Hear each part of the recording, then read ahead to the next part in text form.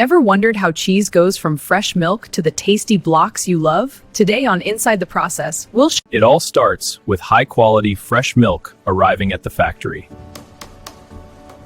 Milk is tested for fat content and purity before processing.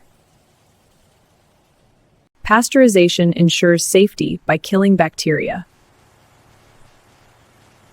Starter cultures are added to turn milk into curd. Enzymes help the milk solidify into curds. Cutting the curds helps release whey and prepares the cheese texture. Curds are cooked carefully to achieve the perfect consistency.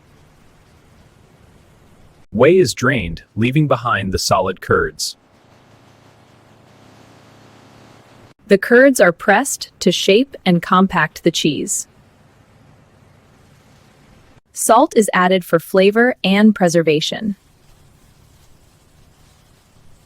Cheese is aged for weeks or months depending on the type.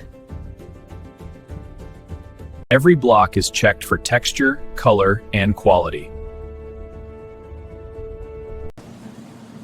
Cheese is packed hygienically and ready for delivery. And that's how cheese is made from start to finish. Watch more factory tours and process us.